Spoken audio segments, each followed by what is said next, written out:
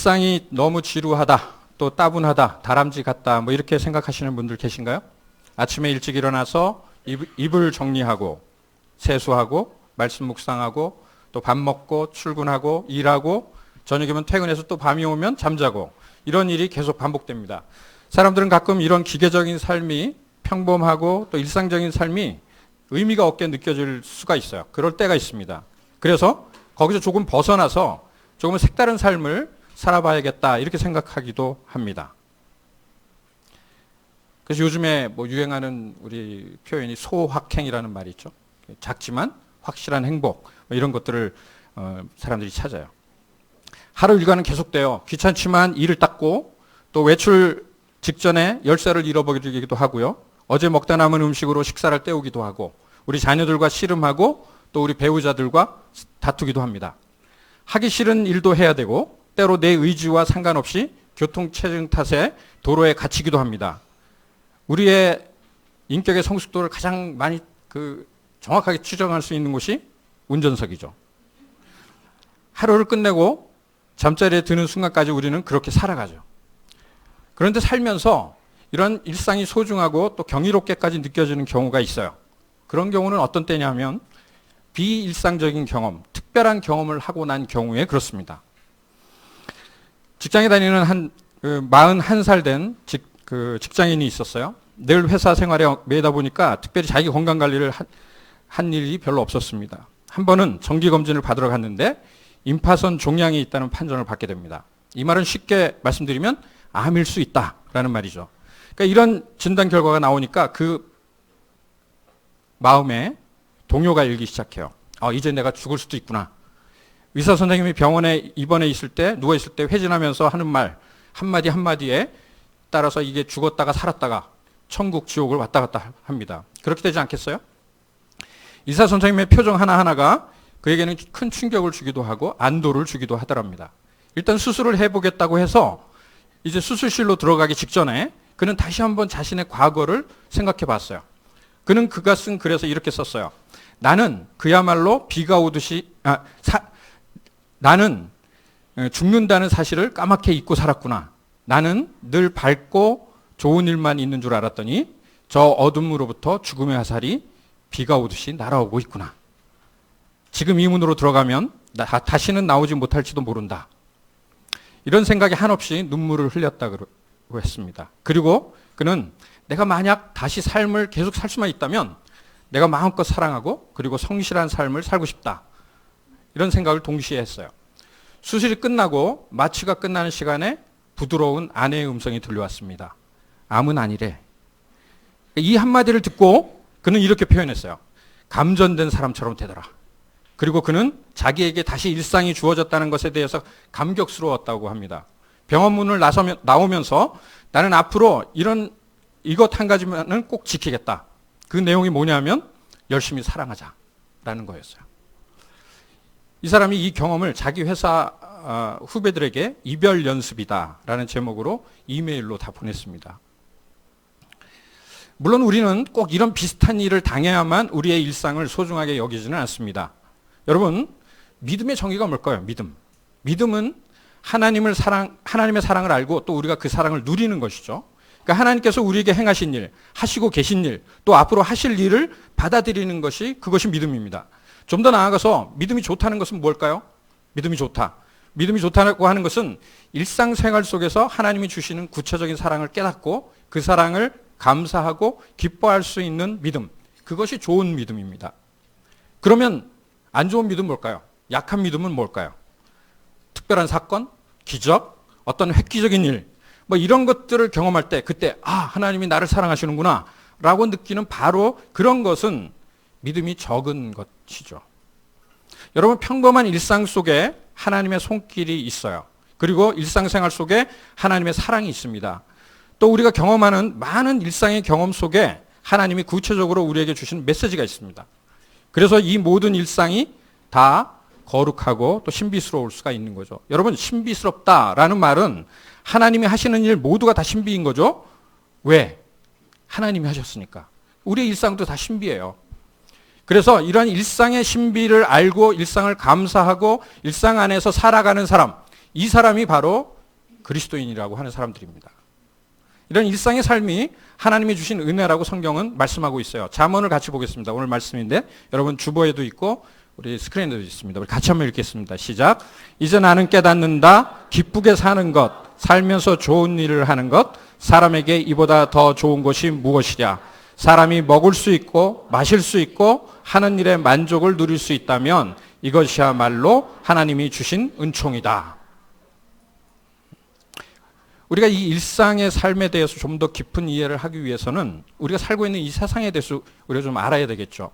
여러분, 우리는 이렇게 모여서 기도할 때, 공동체 모임이나 또 아니면 교회에서 우리 어떤 모임할 때 기도할 때 그런 표현을 우리 선배님들도 썼고 우리도 가끔 쓰는 게 세상에서 살다가 모인 우리들에게 은혜를 달라고 기도하기도 하고요. 또 세상에 나가서 승리하게 해달라고 기도하기도 합니다. 그러니까 여기서 세상이 뭘까요? 우리는 세상에서 살죠. 우리의 일상이 이루어지는 곳이에요. 이 세상에 대해서 성경은 무엇이라고 얘기할까요? 신약 성경에 이 세상과 관련해서 두 가지 단어가 나옵니다. 하나는 코스모스예요. 많이 알죠? 책도 있어요. 코스모스. 그 다음에 하나가 아이온이라고 있어요. 두 가지. 코스모스는 그냥 세상으로 번역이 되고 그 다음에 아이온은 세대라고 그렇게 번역되기도 합니다. 이 두 단어의 차이가 있지만 번갈아 가면서 사용이 돼요. 그러나 중요한 건 뭐냐면 이 세상이라는 말에 두 가지 의미가 있다는 겁니다. 오늘 첫 번째 한번 보죠. 첫 번째는 외형적 영역으로서의 세상이에요. 바로 세상 사람들을 의미합니다. 자, 요한복음 3장 16절 여러분 기억하시죠? 하나님이 세상을 이처럼 사랑하사. 자, 거기서 세상은 뭘까요? 거기서 세상 사람들을 얘기하죠. 세상을 이처럼 사랑하사. 세상 사람들은 하나님의 사랑이 대상이 된다는 것이고 그들이 아직 믿기 전에 이미 하나님이 그들을 사랑하셨다. 상당히 긍정적인 뉴스입니다. 그래서 우리도 역시 이 세상 사람들을 어떻게 해야 돼요? 사랑해야 한다는 것을 우리가 알 수 있죠. 두 번째 세상은 이것과 조금 다른 의미에서 세상인데 이것은 내면적 정신으로서의 세상이라고 부를 수가 있어요. 사도 요한이 이러한 의미의 세상에 대해서 요한 1서 2장 15절부터 17절에서 이야기합니다. 우리 한번 같이 볼까요? 요한 1서 2장 15절부터 17절 같이 읽습니다. 시작. 여러분은 세상이나 세상에 있는 것들을 사랑하지 마십시오. 누가 세상을 사랑하면 그 사람 속에는 하늘 아버지에 대한 사랑이 없습니다. 세상에 있는 모든 것, 곧 육체의 욕망과 눈의 욕망과 세상 살림에 대한 자랑은 모두 하늘 아버지에게서 온 것이 아니라 세상에서 온 것이기 때문입니다. 이 세상도 사라지고 이 세상의 욕망도 사라지지만 하나님의 뜻을 행하는 사람은 영원히 남습니다. 자, 하나님이 세상을 이처럼 사랑했다고 하시는데 여기서는 뭐라고 해요? 세상에 있는 것을 사랑하지 말라고. 그러니까 이건 다른 거예요, 세상이. 그죠? 그래서 두 번째 이제 다이어그램을 보시면 내면으로서의 세상이 있어요. 두 번째 거 한번 우리가 같이 보죠. 그래서 여러분 이 말씀에서 우리가 뭘 배울 수가 있을까요? 그러니까 먼저는 내면적 정신으로서의 세상에 대한 사랑하고 하나님에 대한 사랑, 이 두 가지가 결코 양립될 수가 없다. 둘째는 그리스도인은 절대로 이런 의미에서 세상을 사랑해서는 안 된다. 셋째는 내면적 정신으로서의 세상이 믿는 사람들에게도 발견된다는 거죠. 우리의 삶에서 발견되는 모든 문제는 바로 이 정신으로서의 세상을 우습게 보기 때문이라고 생각해요. 저는 우리 한국의 크리스천들이 이 세상에서의 삶을 중요시하지 않는 이유는 바로 이 영적인 영역과 일상적인 영역, 이 두 가지의 삶의 단절에서 온다고 보여집니다. 우리의 생활 영역은 크게 두 가지로 나눠질 수 있어요. 그래서 다음과 같은 공식이 성립이 돼요. 우리의 일상생활은 종교적인 영역하고 일상적인 영역 이렇게 나눌 수 있어요. 그런데 문제는 우리는 영성을 이 종교적인 영역에만 연관시켜서 생각하고 그 위의 일상적 영역에 대해서 아무런 관련이나 연결점을 찾지 못한다는 데 있습니다. 아니 때로는 우리가 무시하려고 하는 경향이 우리에게 있어요. 바로 여기서 모든 문제가 시작이 돼요. 질문하겠습니다. 우리가 살아가는 생활에서 일상적인 영역은 어떤 것들이 있을까요? 한번 얘기해 보세요. 네? 일상적인 거. 가정생활. 먹는 거. 그죠? 영화, 드라마 시청하는 거. 또 뭐 여러분 은행 가는 거. 또 뭐가 있어요? 자녀 양육, 뭐 산책하는 거, 또 컴퓨터 게임. 다 일상적인 거예요. 얼마나 많습니까? 그죠? 엄청나게 많습니다. 다 열거하려면 끝이 없어요. 이 모든 것들은 비그리스도인이나 그리스도인이나 모두가 다 참여하고 있는 것들이죠. 그러면 이번에 영적인 영역이 뭐가 있을까요? 영적인 게 뭐가 있을까요? 우리가 하는 영역 중에. 그리스도인들만 관여하는 것. 네? 예배. 또 전도도 하고 기도도 하고 또 성경 공부도 하고 그죠? 헌금도 하고 또 선교도 가기도 하고 뭐 주님의 만찬도 하죠. 여기에도 많은 것들을 이야기할 수 있습니다. 누군가가 우리에게 우리의 일상적인 영역을 누가 만들어내셨냐고 물으면 뭐라고 여러분 대답하시겠어요? 하나님이라고 대답하실 겁니다. 그런데 이런 생각이 우리의 아주 무의식 속 깊은 곳까지 박혀 있는 것 같지는 않아요. 또 헌신된 그리스도인들조차도 자연 세계에 관해서는 하나님이 이 자연을 아름답게 창조하셨다. 이건 인정하지만 문화의 영역과 관련해서는 거의 그렇게 생각하지 않습니다. 여러분, 우리의 모든 일상적인 삶은 우리의 신앙과 무관하지 않다는 것을 여러분 기억하시길 바라요. 우리의 일상은 하나님의 은혜입니다. 그리고 이 일상적 영역이 하나님의 은혜가 되기 위해서 영적인 영역의 활동들이 아주 중요한 역할을 한다는 사실도 우리가 알아야 돼요. 우리는 이 문제와 관련해서 좀 더 깊이 들어가 볼 필요가 있는데 예수님의 삶에서 이 일상적 영역, 그 다음에 영적인 영역을 예수님이 어떻게 관련시키셨는지 그 예를 한번 찾아보도록 하겠습니다. 예수님께서 우리의 구세주가 되시기 위해서 갖춰야 할 자격은 그분은 온전한 하나님인 동시에 또 온전한 인간이어야 하는 거죠. 그래서 예수님께서 우리와 똑같은 인간이라는 것은 무슨 뜻일까요? 그분이 우리와 똑같은 신체적, 또 정신적, 문화적, 사회적 존재라는 의미죠. 다른 말로 아주 쉽게 얘기하면 일상적인 존재예요. 예수님이 100% 완전한 인간이라면 그분은 신체적 정신으로도 그렇게 해야 됩니다. 그래서 여자의 몸에서 잉태되는 순간도 겪어야 하셨고 우리와 같이 문화적 사회적인 활동을 하셨다는 거죠. 예수님 보세요. 예수님은 팔레스타인이라는 한 지역에 유대인의 가족의 일원으로 태어나셔서 그 당시 언어였던 아람어를 쓰셨어요. 아람어. 목수의 직업을 가지셨고 소년 가장이셨고 로마의 식민지 아래에서 고통받는 동족들하고 같이 사셨고 당시의 권력자들과 사법적인 조치에 의해서 사형, 죽음을 맞이하게 돼요. 이런 것들 중에 한 측면이라도 빠지면 예수님은 완전한 인간이 아니라는 거죠. 한마디로 예수님은 사회문화적 존재로서 흠없는 삶을 사셨다는 겁니다. 만일 예수님이 그냥 정신적인 존재로만 우리의 구세주가 될 수 있었다면 사람들과 교제할 필요도 없었고요.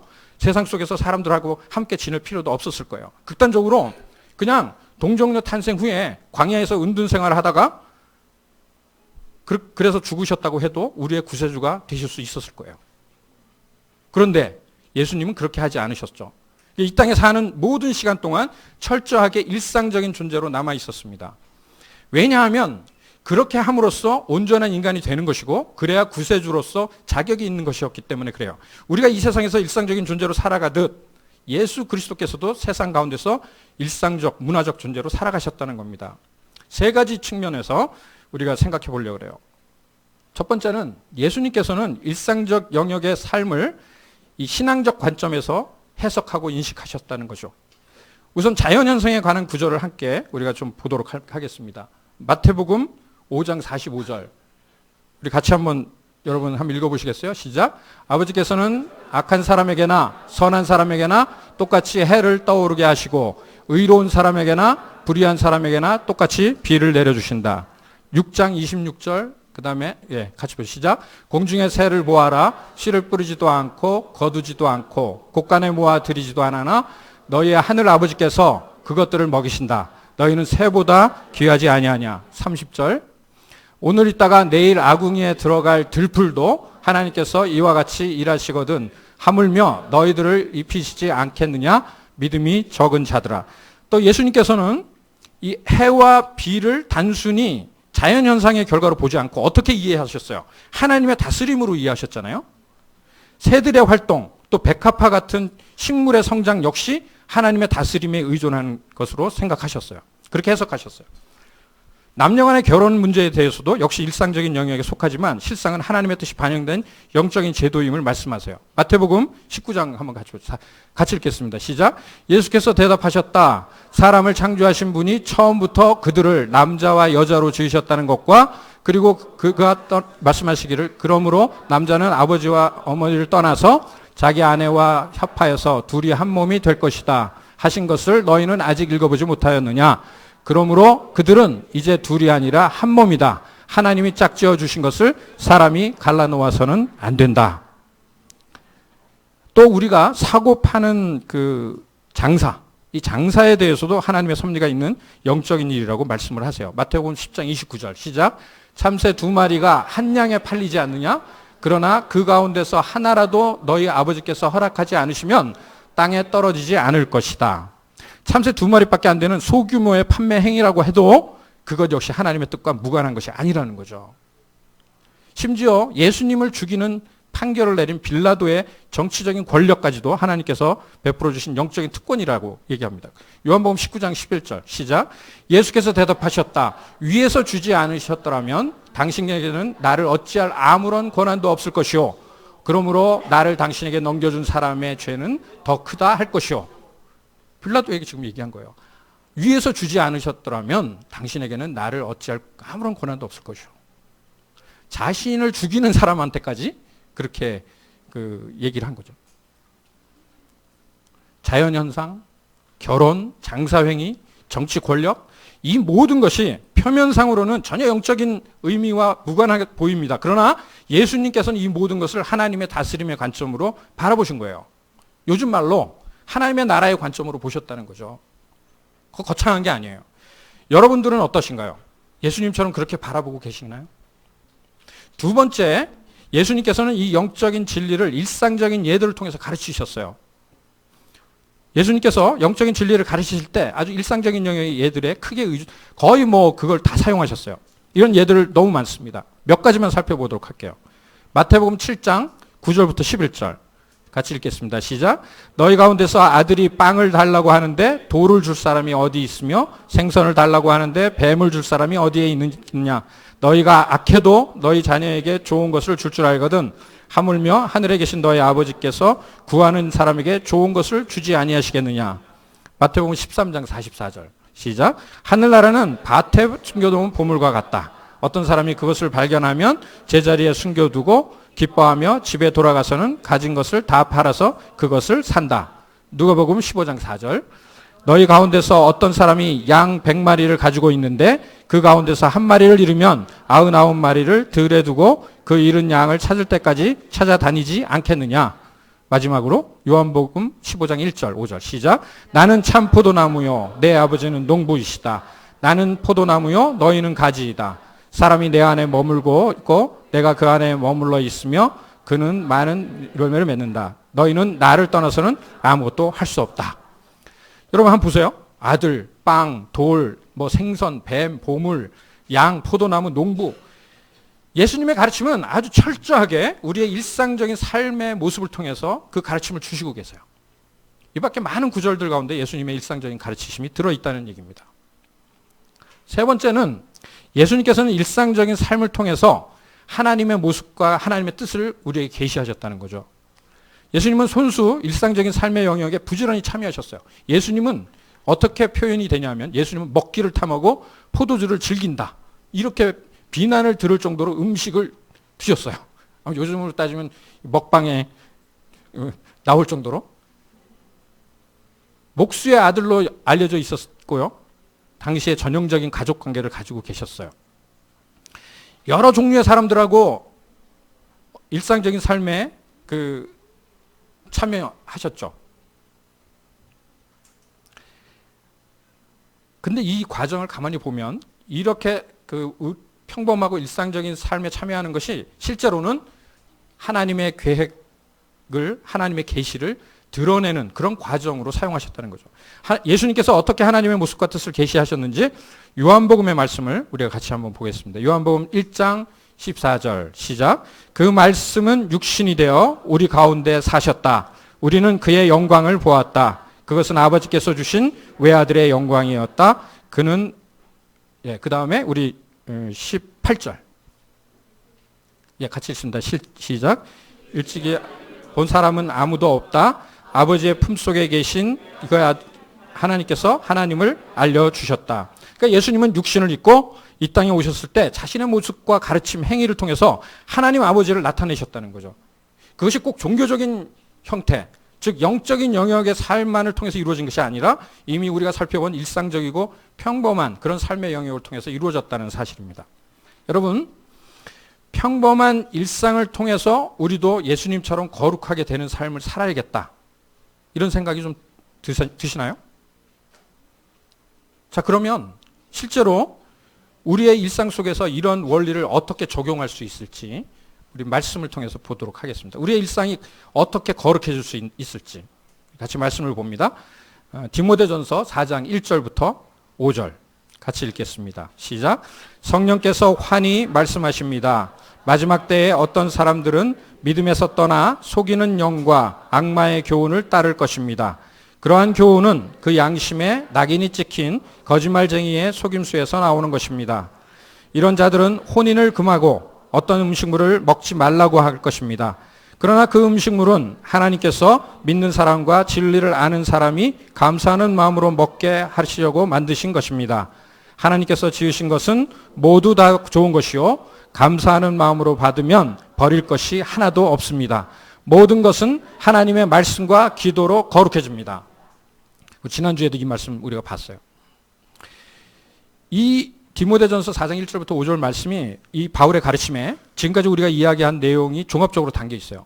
첫째로 우리가 일상을 통해서 거룩해지려면 먼저 일상적인 것을 어떻게 인식하느냐가 중요합니다. 오늘 말씀에 따르면 일상적 영역이라고 하더라도 그것을 어떻게 인식하느냐에 따라서 악마의 교훈을 따르기도 하고 진리를 쫓게 되기도 한다 그러죠. 우리가 두 가지를 갈 수가 있어요. 이 말씀을 제대로 이해하려면 우리가 영지주의를 이해해야 됩니다. 우리 초대교회 때 영지주의가 있었죠. 영지주의자들은 어떻게 해석하냐면 영은 선하고 육체는 악하다. 그래서 결혼을 금지했고요. 또 어떤 음식물을 먹지 말라고 그랬어요. 오늘 말씀처럼. 결혼과 음식물은 중요한 일상이잖아요. 우리가 사는데. 그런데 이것에 대한 우리의 인식이 어떠냐에 따라서 우리가 악마의 교훈을 따를 수도 있고 진리를 쫓게 될 수도 있다. 상당히 무서운 이야기입니다. 여러분, 여기에서 우리가 주의해야 할 것이 있어요. 우리가 일상을 거룩하게 살려면 일상을 인식하는 능력을 가져야 되는 거죠. 그게 어디에서 올까요? 바로 성령 하나님의 깨닫게 하시는 능력, 또 분별하게 하시는 그 능력에서 오는 거죠. 그걸 우리가 받아야 돼요. 이것은 종교적인 영역, 영적인 영역의 활동에서 이루어지는 거죠, 주로. 그래서 우리가 뭘 해요? 성경 공부, 묵상, 기도를 하는 이유가 여기 있어요. 여러분, 성경 공부 우리가 해야 돼요. 그 이유가 뭐예요? 성경 더 많이 하려고 합니까? 오늘 말씀을 통해서 볼 때는 그것은 우리의 일상을 제대로 분별할 수 있도록 하기 위해서 하는 거죠. 기도도 마찬가지입니다. 그래서 우리가 꼭 해야 될 것이 있다면 두 가지를 꼭 해야 돼요. 말씀을 우리가 깨닫고 또 기도해야 되고. 여러분, 말씀을 깨닫고 그 말씀으로 우리의 일상을 분별할 수 있는 능력을 우리 모두가 가질 수 있기를 바랍니다. 여러분, 이번 여름에 여러분 이제 휴가를 많이 가잖아요. 우리가 휴가 가면 여러분 말씀만 읽는 휴가를 한번 해보세요. 보링할 것 같죠? 근데 그게 여러분의 일상을 해석해 줄 수 있어요. 또 여러분 기도 휴가를 한번 가보세요. 그러니까 저 같은 경우는 1년에 한 번 하루 원데이 프레어 하루 이제 프레어 데이를 갔습니다. 그러니까 하루 종일 그냥 물론 기도만 하진 않죠. 묵상하고 여러 가지 하는데 따로 우리가 그런 시간을 가져야 되는 거죠. 그래야만 우리가 이 일상을 해석할 수 있는 능력을 갖게 된다는 겁니다. 두 번째, 오늘 말씀해 보면 하나님이 지으신 모든 것은 선하다는 거죠. 그것을 선포하는 겁니다. 4절에 하나님이 지으신 것은 모두 다 좋은 것이다. 그 사실을 인정하면서 살아야 돼요. 만일 어떤 것들이 일상적인 영역에 속한다고 해서 무조건 배척하거나 소홀히 여긴다면 그것은 영적인 그리스도인의 태도가 아닙니다. 거룩하다 혹은 선하다, 이건 누가 판단하는 겁니까? 하나님이 판단하세요. 하나님이 선하다고 하시면 선한 거고요. 하나님이 속되다고 하시면 속된 겁니다. 구약에서 그랬어요. 구약에. 그런데 구약에서는 하나님이 거룩하다고 하면 그것만 거룩한 거였고, 남은 속한 것, 속하다고 그러면 그건 속한 겁니다. 근데 신약으로 넘어와서 그게 없어졌잖아요. 누구 때문에? 예수님 때문에. 그 예수님을, 만물에 충만하신 그 예수님의 영, 그 예수님 때문에 우리의 모든 것은 선하게 되는 거죠. 여러분, 술, 담배 문제 가지고 고민하는 우리 형제님들이 계실지 모르겠는데, 혹은 자매님들도 이 문제도 똑같은 문제예요. 여기서 우리가 나중에 우리가 이런 얘기를 할 기회가 있으면 하도록 하겠습니다.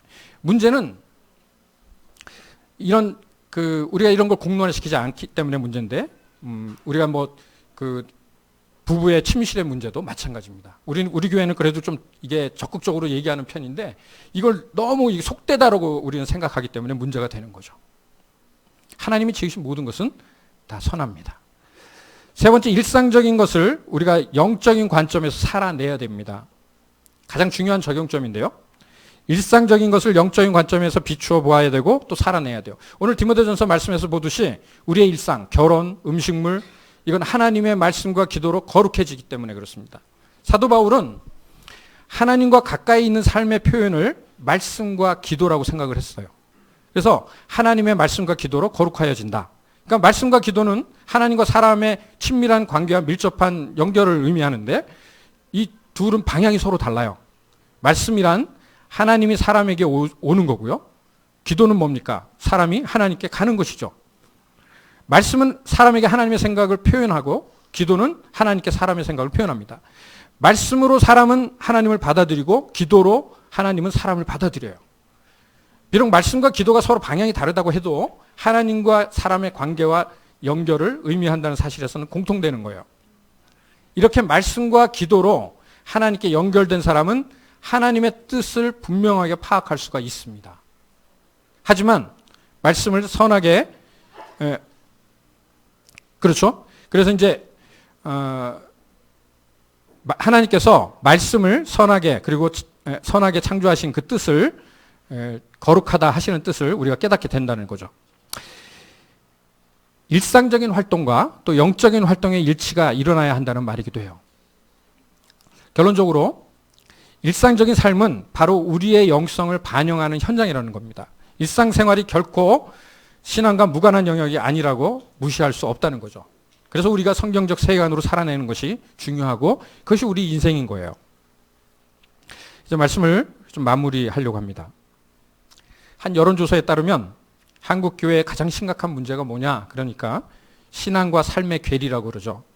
그래서 제가 한번 얘기한 적이 있을지 모르겠는데, 어떤 설문조사를 했어요. 예수를 믿지 않는 사람들, 여러 가지 이유가 있어요. 가족들 간에 분란을 일으키고 싶지 않기도 하고, 서로 다른 종교를 갖는 것이, 또 주일날 놀아야 되는데 쉬지도 못하니까 그것 때문에도 교회 가고 싶어 하지 않아요. 근데 여러분, 제가 좀 충격을 받았던 게 뭐냐면, 사람들이 뭐라고 한 줄 아세요? 그 설문 중에, 결과 중에 하나가, 내가 저 사람들처럼 여겨지는 게 싫대요. 예수 믿는 사람처럼 여겨지는 게 싫다는 거죠. 그게 믿지 않는 사람들의 이유 중에 하나입니다. 그건 어디서 올까요? 신앙과 삶의 괴리라는 거죠. 저는 이 결론에 저 역시 이 결론에 동의할 수밖에 없어요. 그런데 신앙과 삶의 괴리라는 표현에 대해서는 동의하고 싶지 않아요. 신앙은 좋지만 삶은 문제가 있다. 성립되지 않죠. 어떻게 신앙이 좋은 사람이 삶이 엉망이 될 수 있겠어요, 여러분? 신앙과 삶의 길이라는 표현은 적절하지 않은 표현입니다. 좀 더 정확하게 표현하자면 영적인 삶과 일상적인 삶의 괴리라고 표현하는 것이 좀 더 정확할 것 같아요. 현실로 들어가면 이 문제는 매우 심각합니다. 언젠가 오랫동안 검사 생활을 하신 분이 충격적인 이야기를 하는 것을 들었어요. 한 은행원이 그 은행원의 횡령 사건을 수사한 적이 있었습니다, 이분이. 그래서 횡령한 돈을 추적해 보니까 꽤 많은 돈이 교회 재정에서 발견되었다 그래요. 나중에 알고 보니까 그 은행원은 횡령한 돈의 10분의 1을 11조로 교회에 헌금한 거예요. 어떻게 이런 일이 있을 수 있을까? 탄식이 절로 나오죠. 그 은행원은 거액의 11조를 헌금할 정도로 종교적인 삶은 완벽했을지 모르지만 일상의 삶은 그리스도인으로서는 도저히 용납할 수 없는 행동을 한 거죠.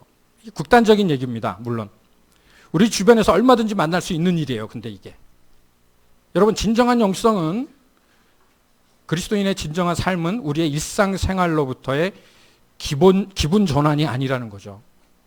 일상생활 살다가 약간 야 가서 예배 저기 찬양하고 예배 드리고 기분 전환하자, 그게 아니라는 거예요. 우리의 진정한 영성, 하나님과의 관계는 일상생활에서 증명되는 거죠. 우리 한국 기독교는 이미 폭망했습니다. 요즘 아이들 표현으로. 왜 그런지 아세요? 아까도 말씀드렸고, 우리 그리스도인들 교회의 수준이 세상의 수준에도 못 미쳐요. 오늘 우리는 이 벌미어의 작품 2개를 봤습니다. 우리는 일상을 통해서 가족들을 먹여 살리는 그 우유 따르는 여인의 모습을 봤어요. 그리고 또 우리의 일상이 언젠가는 저울질 당하게 된다는 심판의 메시지를 저울질하는 여인의 모습을 통해서 보았습니다. 저에게는 이 2 그림이 우리의 영적인 삶과 일상적인 삶의 조화가 우리 삶에 절실하게 필요하다는 그런 메시지로 들립니다. 저는 여러분들에게 이번 7월 한 달 동안 좀 질문하려고 그래요. 여러분, 신앙생활 잘하고 계십니까? 신앙생활을 어디서 하는 거예요? 교회에서 하는 거 아니에요? 어디서? 일상에서 하는 거죠. 우리 여러분 서로 한번 질문해 보시겠어요? 신앙생활 잘하고 계세요?